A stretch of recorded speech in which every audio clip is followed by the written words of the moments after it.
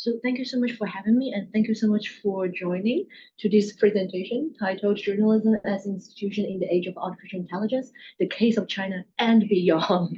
So for those of you who haven't met me yet, I'm currently a final year PhD candidate at the Department of Geography, Media and Communication at Karlstad University in Sweden. And I did my master's in the European Union-led joint master Erasmus Mundus in journalism, media, and globalization. The first year in Aarhus University in Denmark, and the second year I specialized in business, financial, innovation journalism in City University of London. And before that, I've worked as a journalist myself in China. And my current research interest centered around data and AI for media, computational journalism, and the social implications of algorithms and automation. And to give you a little bit of context, what I'm going to talk about, so this is like largely my PhD project. And in Sweden, we have full time research for 4 years, and usually do like 20% teaching and administrative duties. So do the extension contract by another year. So we do PhD in 5 years in total. And I'm currently in my 4th year. I'll be graduating next summer. And we have 2 avenues of graduating. You can either do a monograph, which I wanted to do, but I didn't really manage, or like the article-based compilation thesis. And in our department, it requires 4 or more articles plus a kappa. So kappa is where you write the introduction chapter to thread the needles of everything. And so I'll be walking you through basically the background of my research, an overview of the articles I've had so far, or what I want to include in my final dissertation. And then we're going to have a Q&A session. And I also have a question for you where you can help me out, which is my compilation-based thesis kind of happened ad hoc because I started my PhD during COVID. So I wasn't able to go back to China to do my fieldwork, and it ended up doing a lot of policy analysis, document analysis, very behind the desk kind of work. Now I need to find an overarching theory that can thread everything together. So if you have any concept or theory you think I can try to tie everything together, I really appreciate that. And also, future research directions. I will tell you a little bit of some side projects I've been working on, but if there's any possibilities to collab, or if you find anything we have a shared research interest, I will really appreciate that as well. So to begin with, a little bit background, as I was mentioning, I did my master's in UK, where I was very privileged and have the opportunity to visit a lot of different newsrooms, such as BBC, News UK, and attend all those like Google News Initiatives events or Hacks Hackers. And everybody at that time was talking about how they want to leverage power of data and AI in the newsrooms in the West liberal democratic context. And so I had this genuine question: what are the Chinese newsrooms doing with the data and AI? And if you haven't met this guy, let me introduce you to him. Hello, everyone. I'm an English artificial intelligence anchor. This is my very first day in Xinhua's agency. My voice and appearance are modeled on Zhang Zhao, a real anchor with Xinhua. The development of the media industry calls for continuous innovation and deep integration with the international advanced technologies. I will work tirelessly to keep you informed as texts will be typed into my system uninterrupted. I look forward to bringing you the brand new news experiences.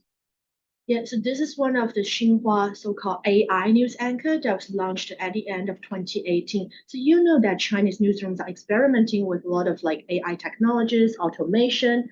And another thing that happened was when I was looking at this AI and news, there was the Hong Kong movement going on, and when I was back in China, a lot of my friends, they were saying that all these people went on the streets in Hong Kong are mobsters. And I was asking why. They said because I got this news recommendation from 今日头条, the news aggregator in China. And so that's what they believed in. So I was, there's something going on over there. And this is the app Total, which is developed by ByteDance in 2012, and ByteDance, as you may know, is also the parent company of TikTok, that the viral global phenomenon, the viral video sharing app. So after looking into artificial intelligence in Chinese newsrooms, what are the motivating forces for them to do it, what are the development stages, and what are some of the key features? So to begin with, Chinese newsrooms' use of artificial intelligence is largely political motivated. When I was talking with news workers in China, they were saying, uh, we're doing this is because that's what she said. And she here refers to Chinese President Xi Jinping, also the Communist Party leader.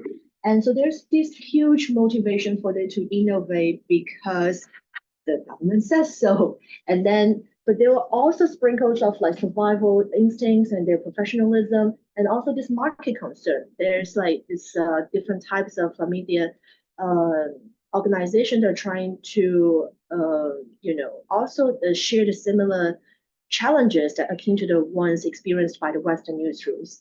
And already in 2019, she said very explicitly that they want the Chinese news workers to explore AI's use in news gathering, production, distribution, reception, and feedback, and use the mainstream value to guide and override algorithms and effectively improve the ability to guide public opinion. And now this has been aligned with also what we call socialist core values in China, in all these like AI policies. So at that point, already from production to creation to distribution, the AI innovation in newsroom has become a trend. It's kind of unstoppable. So this is an overview of some of the early uh, innovation that involve automation data and what they call AI in some of the news products, from automated news writing, like news writing bots generating news articles, to AI news anchor that I just showed you, to this algorithmic news distribution, the news aggregators. And there is also this whole newsroom transformation happening both at the central and provincial level, from the what they call central kitchen at the China's People's Daily, to like this provincial innovation at Shanghai and Hangzhou, and they're developing all their own news bots or different kinds of AI news anchors. And but when I was talking with these news workers, they are not so concerned about like losing their jobs, like the discourse we've been often hearing from in the West. They were saying that, oh, AI will remain as a tool. We're not going to be replaced. And you can sense there's a little, chasing the bright and shiny thing kind of what happens with technology and journalism, like people always do. And but there's this actors from the private sector, like the platform companies. So the one I mentioned, Binance, at a very early stage in the early 2010s, and they've already exhibit global ambitions. So they were buying a lot of like news aggregators around the world, in Brazil, in India, in the United States. And they also developed, based on this the journalistic innovation, they come up with this algorithmic distribution, content distribution from news now to viral video apps. But we all know at this point, Biden's itself or TikTok, their way of like going overseas hasn't been a very smooth sell. Like they've been facing many copyright disputes, like when it comes to data privacy, that kind of regulations has been very tough, and especially what happened in the States. So that really leads to another point I wanted to make, is that the same technology has been used for different objectives. But even when I was talking with the news bot developer in Tencent, they were saying they don't care that much about transparency or journalism norms. They would say, if this, I was asking them if this piece of news is written by a news writing bot, should we disclose it to the readers? They were like, why should we? If they come for our content, like it doesn't matter who write the news. But like Biden, the company is actually leading algorithmic transparency. As early as 2021, they already had like press conference with the industry leaders and all these like engineers from different companies. In a press conference that actually titled "Let Algorithms Be Open and Transparent." And such effort in improving algorithmic transparency is much earlier than what Google has been doing, when Facebook has been, what's called Meta is doing, like how they made uh, why am I seeing this news feed transparent? They made this feature much later than Biden has made similar efforts. And they are also setting up accountability and transparency centers around the world. And but if you look into the Chinese scholarship into this area, they are trying to kind of like downplay the dangers that we face when it comes to AI. And Another thing could be quite prominent in the Chinese context is that this kind of algorithm distribution has also been found to be targeting certain groups, such as the ethnic minority groups in Xinjiang, and targeted content to say like how CCP is doing wonderful things in this region. And the same kind of technology we've been seeing like X or like Facebook doing so-called content moderation, where they filter content stating illegal, inappropriate when it comes to pornography, violent hate speech. In China, we have seen the same type of technology, but they are also used to filter what they consider politically contagious content. And when I talked with my interlocutors, they will also say they have a wide list of a news media where the contents can go through. Other than that, they will have an algorithmic system with like at that time more than 300 machine learning models working together with human sensors, or what they call content risk management centers. And these kind of centers are built all around China. And if a piece of content is trending too fast, they will also flag it. They will first stop the distribution of the content and they will flag it. And then the human sensor will come in and see if this content is really sensitive or they will be deemed inappropriate. And then this feedback will go back to train the machine learning algorithm. So there's this man and machine collaboration in content risk management. And also, China is one of the first places to grant AI generated news articles copyright protection. I will go into detail later, but like this happened in the backdrop when China revised or come with their third amendment to their copyright regulation. And China has been really stepping up in reining in the platform powers, chunking out all kinds of regulations from the anti-monopoly ones to the data privacy, to data security, to personal data protection laws, which is very similar, drawn a lot of inspiration from Europe's GDPR, the General Data Protection Law. But who's writing these laws? Whose benefits are being watched over? Like these new laws are written in whose favor? Is embracing journalism innovation, or is it tightening media control? So will AI development actually becoming like a concentration of power? So these are all the questions I had when I started my PhD project. So to sum up a little bit, when I looked into artificial intelligence in Chinese rooms, they are definitely exhibiting some of the different logic of everything. And then we all know that I believe here, like, technology is not neither good nor bad, nor is it neutral. It's really up to how we regulate technology, how we design the technology. And also this AI media is really transcending borders. From some of the examples we've seen, such as the pro-Huawei campaign happens on X, they have like AI generated bots. And then also the Chinese tech companies, for example, backed by ByteDance, is really infiltrating into the American information ecosystem. So to begin with, I'm going to go into the articles I'm going to talk about. So as I was saying, like algorithmic news distribution really drew my attention. So if we think about AI in the different stages of the news value chain, from the production to creation to distribution, I believe like James, you will agree with me because you added a whole book on algorithmic news distribution.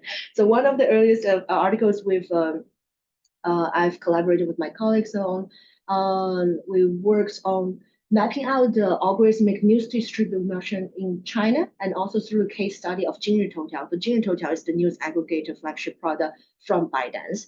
And in this study, we've mapped out the whole algorithmic news distribution market from all these different news medias having these different products with different levels of automation.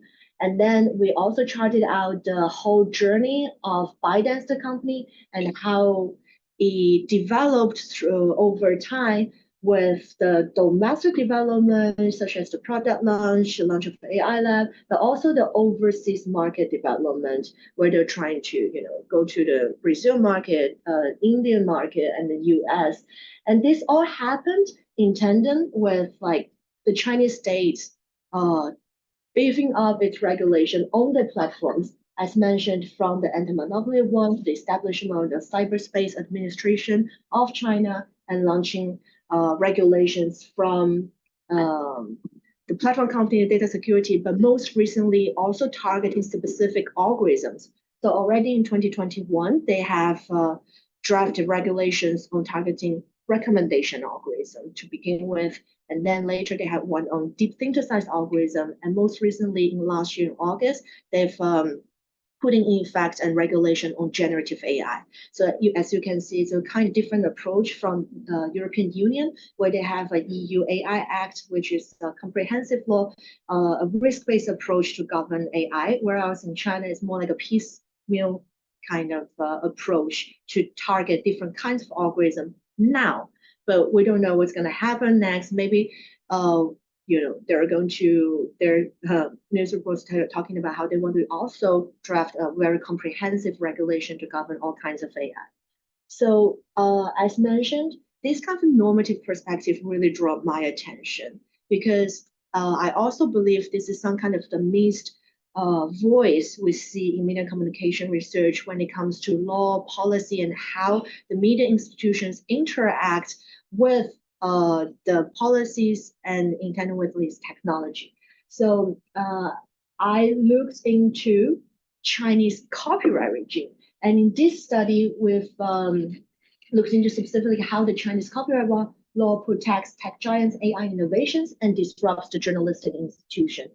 And this happened in the backdrop of some of the I think it was like happening at that time. So as I mentioned, China is one of the first place to root copyright protection for AI generated content. And now there's all this like copyright licensing agreements that's going on, but also the copyright dispute between the journalistic institutions and the tech companies, right? So in China, in 2021, 1st of June, they launched the third amendment of the Chinese copyright law. This happened on the backdrop of 2017. China already announced its national strategy of becoming an AI superpower by the year 2030. It was written into the national strategies. So, and this is like the 30 years of the first Chinese copyright law. The Chinese copyright law has launched the third amendment.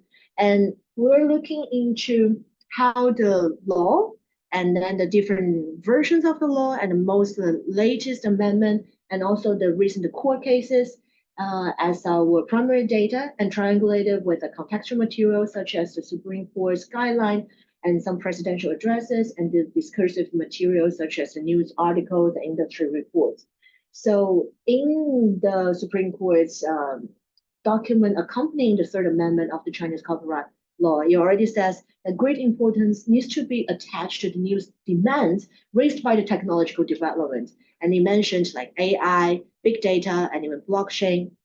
So this law has really written in a way that's favoring technological advancement as well as the investment from this tech sector. So if we look closely of how the Chinese copyright law, this and the court cases involving AI and journalism, we can conclude that, first of all, the AI innovation are predominantly driven by human actor. The law provides room still for action-led innovation and automated content production. This is significant because it recognizes the degree of autonomous creativity and originality deriving from the AI and human-machine collaboration.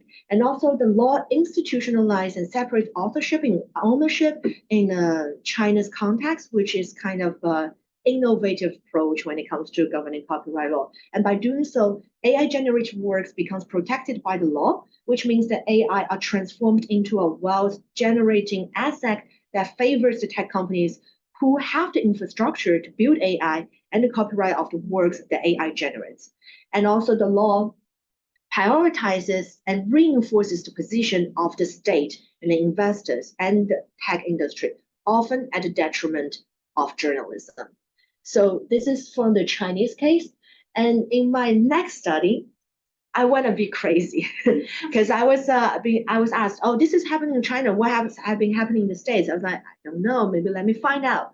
So I embarked on this journey to conduct a comparative study of how copyright regime impacts automated journalism and comparing the cases from US, EU, and China. And in this study, I also want to highlight the copyright protection of AI-generated news from the Chinese case that I just told you about. And we've known that since last year, there were a lot of copyright disputes when it comes to journalism, news content, and tech companies, especially when it comes to training the generative AI models, all these large language models. Who is in charge of the input data? Who's owns the final products being produced by these generative AI large language models? We see that, for example, the New York Times is suing OpenAI for the unauthorized use of their content, but at the same time, there are a lot of news organizations around the world signing all kinds of licensing agreements or deals with all these tech companies.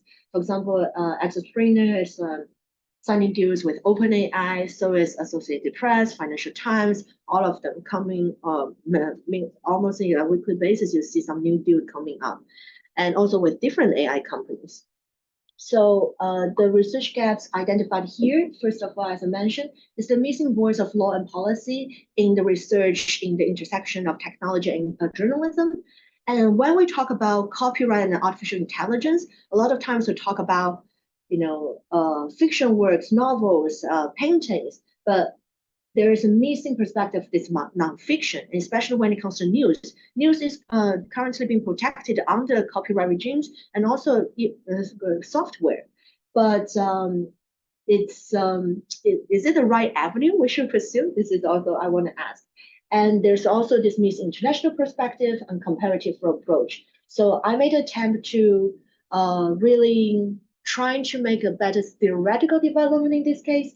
And I borrowed a lot of inspiration from your work and also from Philip Napoli, like when they conceptualize algorithm as institution. So I conceptualize in this case copyright, journalism, and algorithm as different institutions. And how journalism and copyright interact is that journalism they report on the process of lawmaking and whatnot. So they're fulfilling its role as a fourth state when it comes to interacting with copyright institution. And copyright, they have to protect press publishers' will and incentives to generate new content, but at the same time, the public's right to information, to be informed. So they have the fair use, they have the different regimes to protect the public's right. And how copyright interacts with algorithms. So algorithm, AI itself really challenges the legal boundaries of copyright and some of the very inherent concept when it comes to creativity, originality. And there are even discussions like, should we grant AI like legal personhood so to protect its AI-generated content? And copyright in turn acts as this component as part of the AI governance. They are promoting innovation, as mentioned, like software itself is protected under copyright, but they are also, have to be this piece to regulate and govern AI. And I believe we're quite familiar with how journalism and algorithm interact here, how journalism imposes like media logic and accountability on algorithm, but algorithm at the same time also challenges and empowers journalism. So what I wanted to do with this piece of study is to bring to the forefront the role of copyright and examine the research questions, such as who are the actors and what are the practices involved in the interplay among this institutional new arrangement, and what are the values and orders being promoted and not promoted. And what's the introduction of algorithm as an institution going to do to interact with this whole institutional arrangement? And I looked into, again, all these different laws and court cases and trying to contextualize it. I brought inspirations from the legal studies to do legal doctrinal analysis, but in a cross-nation multi-case study design. And what we found out is that in US, when it comes to protecting automated news or AI-generated content, it's a bit tricky because US has this human authorship requirement. So maybe you've heard about this famous case when it comes to the monkey selfie. If a monkey take a selfie, even though the camera is set up by the human photographer, who owns the copyright? And they say we cannot give the monkey copyright protection or what it creates, because we have to have the human authorship. The same logic sort of apply to machines. If there's no human involved, we cannot give you copyright protection. In the EU, there is possible revenues, but it has to happen on case by case basis when it to assess like concept like originality and creativity. And in China, as just mentioned, there is this separation of ownership and authorship, meaning in China, they can grant copyright protection to the company, and without saying the machine itself is the author, the developer of such technology can still benefit from the copyright protection of the content that they produce. And across all this content, we see there's an anthropocentric view, but there's little consideration for the human agency. And they really disregard the plurality of actors that happened in the process of AI generated news, from the input to the throughput to the output. And so with this article, I wanted to argue that in US, we have a policy silence that really, even when they acknowledge what journalism going through the difficult times, they are not doing much to protect it. And EU, well, they have this intention of protecting journalism as an institution. They really come up with a failed policy patchworks, exemplified by the copyright directives in the EU, how they say they want to protect press publishers, but they didn't say, who are the press publishers, resulting in only the big institutions being protected. And what happens to the small newsrooms? What happens to the individual journalists? They're not part of the game, and where they don't have any, too much negotiating power when it comes to signing deals with the tech companies. And in China, the state is really instrumenting both laws and journalism to further its own interest. So I argue that the weakening institution of copyright really contributed to the deinstitutionalization of journalism and the institutionalization of algorithm. And with that, this piece makes several contributions. To begin with, I bring forward the copyright structuring force in the media system and how it is a battleground of how normative ideas of AI is also being imagined. And I argue that we should put humans in the center and establish chain of accountability. Because if we don't recognize humans' moral rights in this case, like who should be held accountable if there's something happen, if there's mistakes that happen, what if there's generated misinformation, disinformation? And also all powers should be held accountable, be it political, technological, and this case algorithmic power, because we all know technology is not neutral. And there's also this need to articulate what journalism is, because the liberal democratic ideals of journalism shouldn't just be taken for granted. So I will argue that we should be more articulate of how journalism should be and why it matters. So this is like more the document analysis stuff and like policy that I've done sort of like during like my COVID project. And being far too busy, and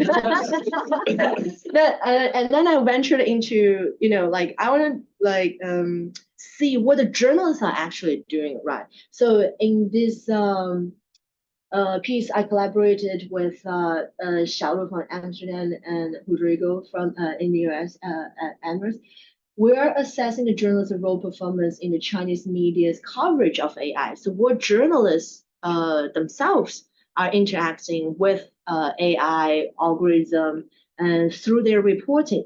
So as mentioned, how AI and journalism have been interacting in the whole news value chain. You have from the very beginning, the news gathering to the news production, to the creation, to distribution, to reception. In this case in particular, we're investigating news products. So what the journalist actually reports. We borrowed the concept from algorithmic accountability reporting, and we look at what we consider journalistic investigation of the algorithm power. And we collected a set of articles where they have this critical reporting of AI and algorithm systems in China. And we conducted qualitative textual analysis, and we find out that journalists in China, they are fulfilling their watchdog role at the same time, the loyal facilitator role when it comes to reporting of AI. So one of the examples of this critical reporting of AI in China is this gig economy delivery workers. So we have like Uber Eats. So the similar apps in China, we have like Meituan and these kind of food delivery gig economy workers. And there was a piece in 2019 from where the journalists did investigative reporting to show how the delivery drivers are suffering from, traffic accidents to begin with, and they were looking into why there's so many traffic accidents that happen to the food delivery workers, and they find out because of the apps that were being designed by these engineers sitting behind the desk. What they want to do is just to optimize the system. So they're always asking them to deliver the food like in less and less time, and they're designing these routes that are just not visible. So all these like workers are working against the clock. So the article is titled "Trapped in System." So this is one of the articles that we is part of the old data set. But you can see that so through the reporting of the algorithmic system or watchdog role over the platform companies, the Chinese journalists really try to fulfill their journalistic ideals of doing investigative reporting, but at the same time, the state actor is being portrayed as this benevolent custodian, exemplified by this kind of image. We didn't really do the visual framing or the visual com stuff, but then you can see that this lady, like a traffic police officer, has been portrayed as this like protector of this gig economy workers. So this is the contract that we'll find in this set of data. So there is this like alliance of the legitimate among the journalists, scholars, and social groups that play a critical role in criticizing the immoral business models from the tech companies.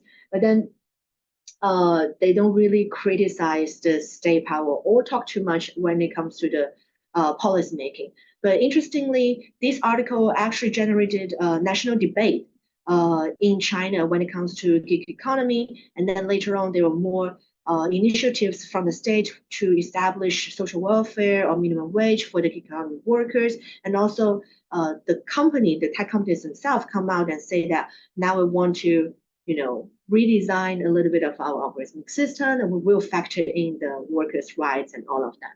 So I'm gonna mention like a few just working progress or side projects I've been doing so that maybe we can have more of a discussion. So as I mentioned, that previous study was based on qualitative textual analysis. So looking at what journalists has reported on. So we used the framework of journalistic role performance. And I'm currently writing up the article based on the field work I've done earlier this year, from February to June. I actually went back to China to talk to the news workers. This is what you report on, but what do you think? Because so basically using the theoretical framework of journalism role, and then we have the role perception, role performance, and different aspects of role, because what they say they do and what they actually do could be different. So I went to see like what they say they're doing and what they think they should do. And so I talked to like Chinese journalists across the central to the provincial to the local level and across like broadcast to print, and how do they see their role in reporting AI. And since this is a potential contribution to a special issue, I'm also engaging with the concept of media hype. That's the thing of the special issue, and also using socio-technical imaginaries, how the journalists imagine what the algorithms is, what the AI system is. This is one of the work in progress. So I'm currently working on, hope I can share more results later.